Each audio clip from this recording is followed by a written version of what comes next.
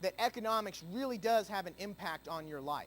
It's not some abstraction that exists out of there in the universe. I mean, last week I read to you on air, inflation's jumped more in the last year than it has in the last 26 years. The middle class is shrinking.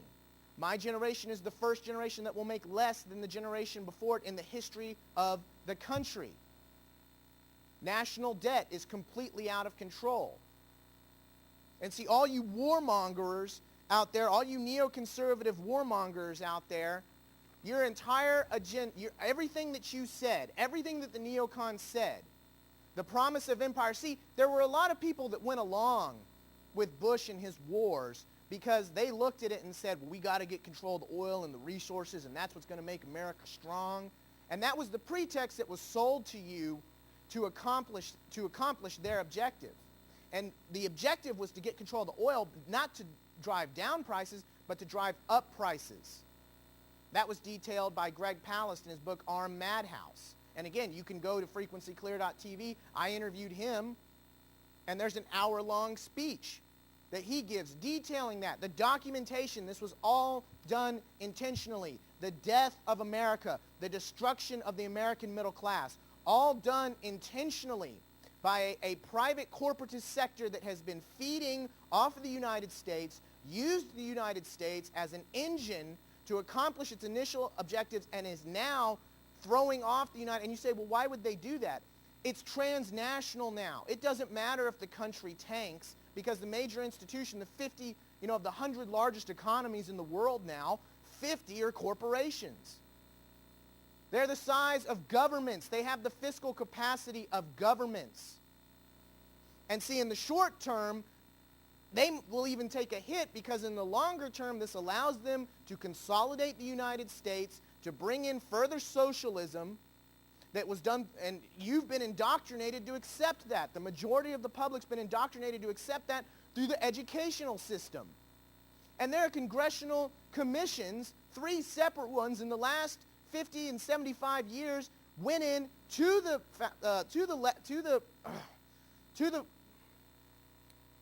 foundations and got the documentation from the foundations themselves, like the Carnegie Endowment, the Ford Foundation, all of the different Rockefeller front groups, where they said in the 20s, in the 30s, in the 50s, that these groups were actually anti-American because their agenda was to introduce socialism into the United States. And that's what all of this is being done now. That's what the checks being mailed out to you are about. We are Rome. This is the fall of the Republic. We are playing out the exact same system, modus operandi behavior that led to the destruction of that republic. And it is going to happen. The fiscal instability is just the beginning. But as we move forward into that, the only question is, how are you going to react to it? And some of you are going to mortgage your souls. Some of you are going to go along with the system. Some of you are going to think, if I just go along. But you see, that's what we've already done with the Iraq War. So many of you on the right. And see, now it's those of you on the left. Now it's your turn. Now it's going to be your flavor of domination. And you're going to say, well, we have to feed the poor, and we have to feed well, let's just give up all of our rights to the government. Let's just go ahead and take their handy candy handouts. Never realizing that they're stealing from you to give you back what's already yours, and in the meantime, you're mortgaging your future, the future of your children, the future of the nation, and in fact, the future destiny of the entire human race. This is where it's all coming to now. How do we react? Do we continue to go along with their lies? Do we continue to go along with the spin masters when every single thing has been documented exactly how they planned to do this, how they wanted to do this? The nature of control works exactly this way. So for those of you that went along with the Iraq War, who said that imperial conquest would be good for the economy of the nation, here's a flashback. Here's what some prime economists said before the Iraq War. A war against Iraq could cost the United States hundreds of billions of dollars play havoc with an already depressed domestic economy, and tip the world into recession because of an adverse effect on oil prices, inflation and interest rates. An academic study by William Nordhaus, Sterling Professor of Economics at Yale University, has warned.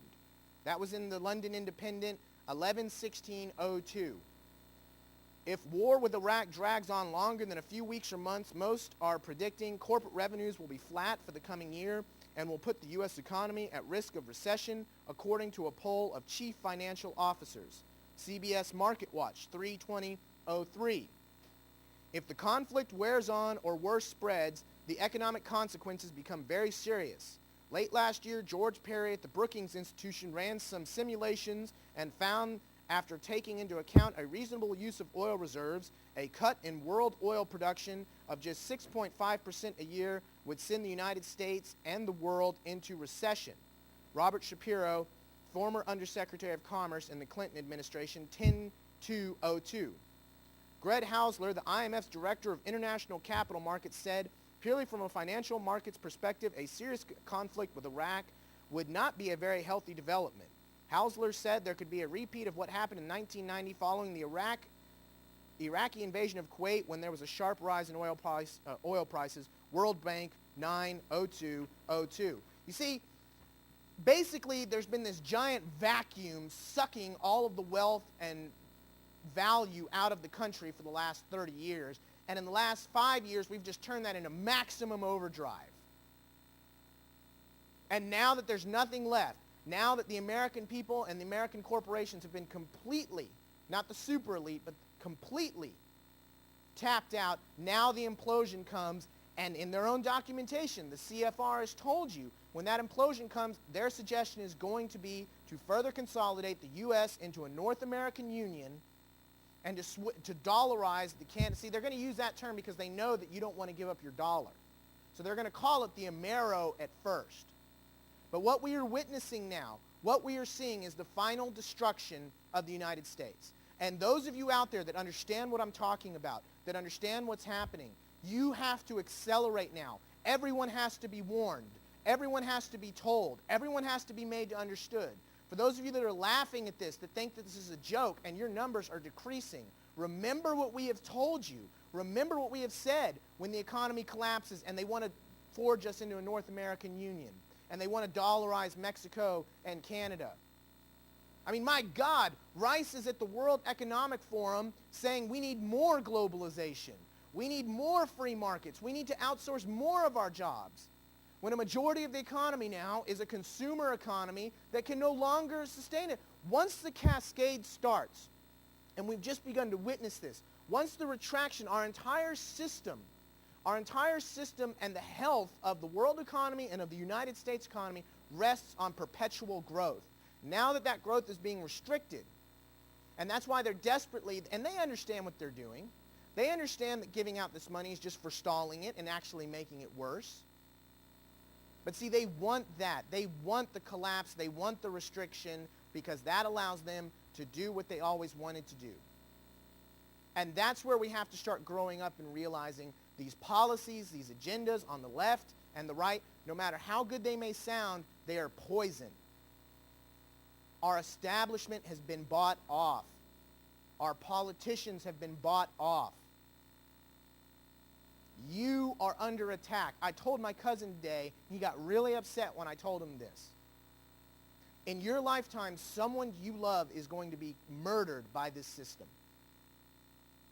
That's how real this is. Whether it's the poisons in the environment, having to go fight in foreign wars, or the eventual starvation that's going to be brought about when this country's fiscal situation really comes home to roost. In one way or another, you have already been hurt or you are going to be dramatically hurt by this system. And your ability to ignore it with your baseball games and your mistresses and your diversions is ending. And the only question that remains is what kind of character you have. How are you going to respond? Are you going to go along with the black-booted thuggery that's coming? Are you going to go along with the social welfare that's coming? See, that's what they're going to demand. They're going to say, we'll take care of you. But you have to give up all freedom, all liberty to us. We got a call? You're on the air. Bart, I'll bet you as many what did you call them? Amaros. If you want, you're wrong on that. I think we're more likely they won't invade Canada militarily. Oh, no. I don't think they're going to. They don't have to invade Canada militarily. It's the same group.